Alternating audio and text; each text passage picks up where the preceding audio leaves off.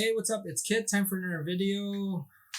Today we're talking about fast jigging combos I use for our fishing here in the UAE. This is for fishing in Fujairah, and we usually catch longtails, yellowfin tuna, amberjacks, some snapper, grouper.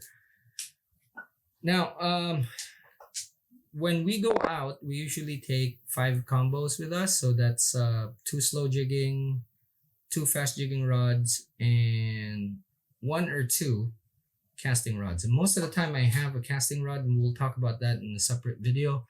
But it's kind of specific to the kind of fish that's running. Now, when we're going out for, say, big tuna, then setups completely change, and we usually get our news from the fishermen, commercial fishermen that fish there, that are friends, and also we look at the catch reports. But majority of the time when we're just going out and going to our usual spots, these two are always present in the boat. Now, they're kind of like equivalents actually. One is spinning and one is conventional. They're both max 300 rods, and they're both spooled with PE4. One is spinning, as I mentioned, and this is what I have. This is a twin power 8000 PG. It is way more than enough for the fish there. Works great, works for me. The rod is game type J. And like I mentioned, it has a jig weight of max 300. It is 5 foot 8 inches in length. Okay. The other one is something that would surprise you. Okay. So this is an Accurate Fury 500, and it's a cheap reel. Okay. I paired this up with a Chinese Ikuda rod, and it's both of them are actually kind of pretty lightweight. Now, this is kind of very important for me because I'm a small guy, and when I jig, especially something like fast jigging, it's strenuous, and it's very important for me to have my combos as light as possible so that I would be able to do it for a long time. And majority of the time, when the fish are active, we're actually fast jigging. The only thing that I've changed on this reel, as you may have noticed, is this handle, and it's a long one. Okay. Most of the time I'd be using this on shorter jigs up to about semi-long jigs, and then for the long jigs I would use this, the spinning. Now, also, when the current's really strong, this is a very good choice because with long jigs, they actually get affected less by the current and they drop down really fast. Plus, the perfect drop back of a spinning reel just gives out line without resistance, so it helps the jig go down really fast.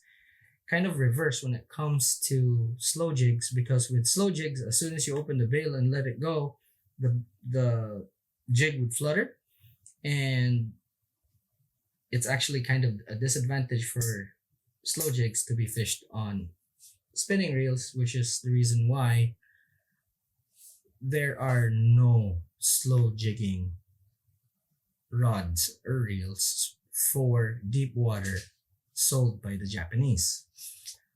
So a very good combo, kind of pricey, and it works really well. Again, very lightweight for me, relatively. And I swap out, I have another combo with the 6000, and I use that for when the current's actually kind of not too fast. But majority of the time, this is what I take. It's this and the conventional reel. I like this a lot. Okay, and a lot of people might be asking why the Fury 500 narrow, and remember, it's power gear. Both of them are PG.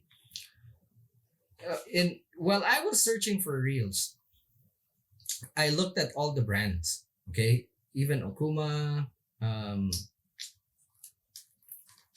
Shimano, of course, and I do have a 2000 which I use for heavier line.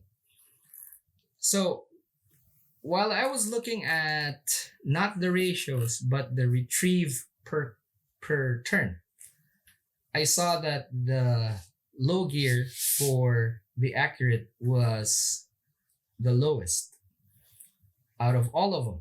And then that's when I decided to get the accurate. Plus, it was on sale, so jackpot. So I got this really cheap. It took me a while to actually find a handle for it. But once I put the handle on this thing, it was so easy to use, and I kept on using it. The rod's really cheap. Okay, the rod is a cheap Chinese rod. It's not cheap. Doesn't mean to say that it's not good. Okay, this rod happens to perform really well, and I really like it a lot. So for the money that I spent on it, I'm quite happy, and this has caught me quite a few fish. So I'm not being paid by any of these brands. Again, I'm not selling anything. I'm just sharing my experience, and honestly, I'm very surprised with this rod, and I was so happy with it. I actually bought a bigger one from the same brand, but not the same model line. But for what it is, it's actually really easy to work.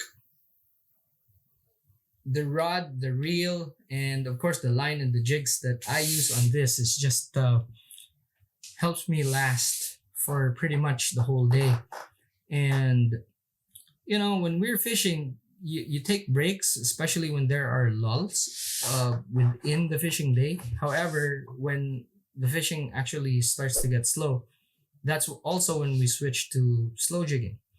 So as I mentioned before, it's slow jigging is not something that is like the end all for everything, and it's not something that you actually stick with for the whole day. It's part of a system. And fast jigging when the fish are active, and then when they're not so active, you switch to slow jigging, and then your whole system becomes holistic. You kind of cover all the grounds that you need, and when they're boiling on top, boom, there we go. You have your casting rod, and your trip becomes really, really good. Now, I wouldn't recommend buying one for long jigs or one for short jigs and all that. But for me, it's kind of just easy, because when you're jigging this for short jigs, what you want to do is actually just, and you can with this, you continually move the jig upwards, and especially with the low gear, it helps you. Now, try that with a spinning reel, and you'll find that there's always going to be a pause each time you turn the reel, because you can't flat wind with a spinning reel.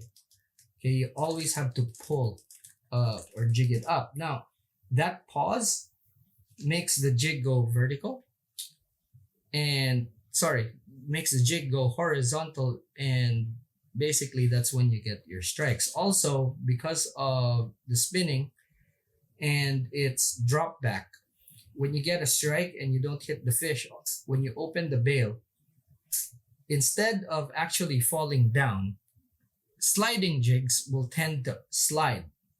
So instead of actually pulling back up or dropping it down, you pull up, and then as soon as you feel the jig going down, you follow it with your rod tip and open your bail, and most of the time you'll get a second chance.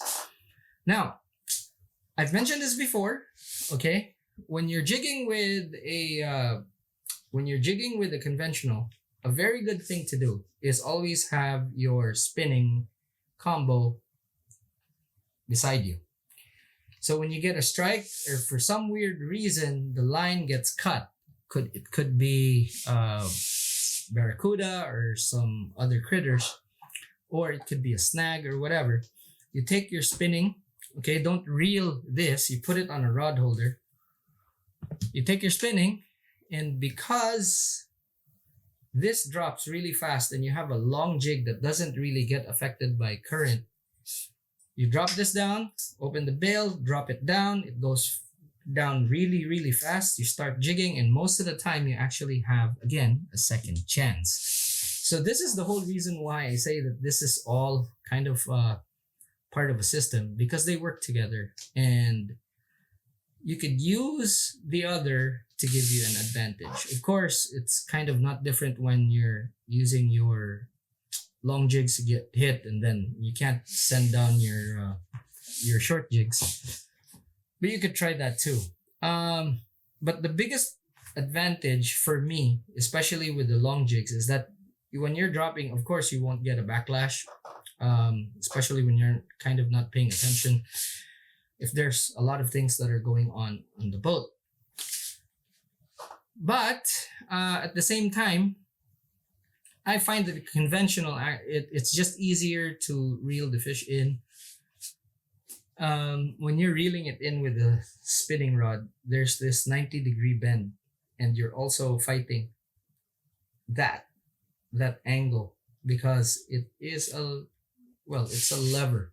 Okay, so I find that when I hook something, especially something that's a bit bigger, with a spinning rod, it kind of gives me a harder time than with a conventional. Now, can you use long jigs with conventional gear? Of course you can.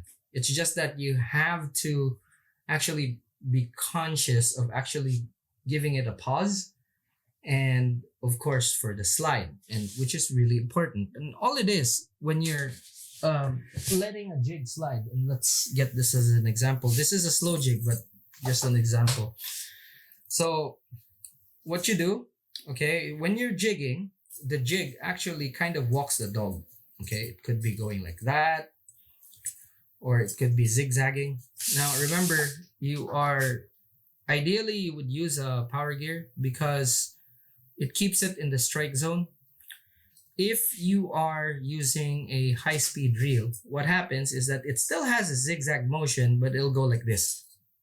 Okay, as opposed to actually going, it still zigzags, but the speed is going to be so fast or faster that you leave the strike zone. Most of the time when you're fishing in areas where you're fishing with jigs, you usually hit the bottom.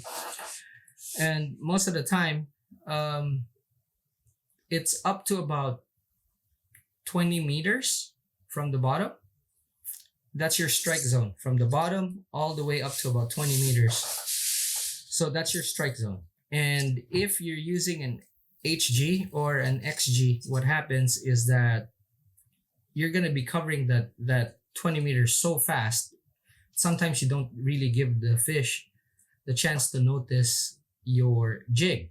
But with a power gear, because it's slow, and remember, you're always in contact with the jig, so the jig is continually in motion, okay?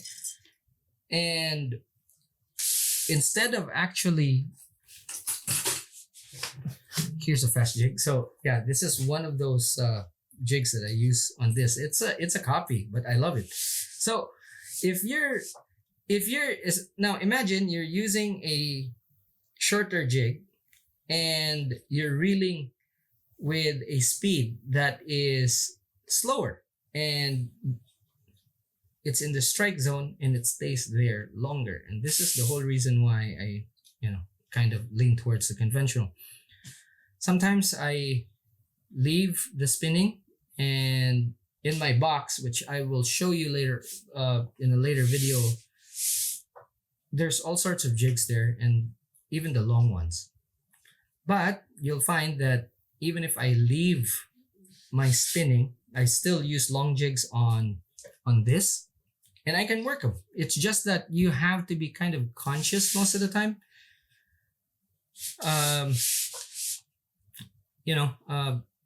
With the sliders and all that. Now, can you use short jigs on your spinning? Absolutely. But because of that pause, you're not gonna have an action that chains itself. So it could be that it's moving and then it stops for a little bit, you know, whereas it's continuous with the overhead. And yeah, just fighting fish is easier with an overhead. You can One thing that you can't do with spinning rods is actually put this on the gunnel of the boat when you're really having a hard time. You could just put this on the gunnel of the boat and fight the fish. You can't do that with a spinning rod because your line's on the bottom. So there's disadvantages and advantages, and it's really up to you to manage. For me, instead of actually worrying about one or the other, I just chose both and got them. So that's it. Very simple explanation.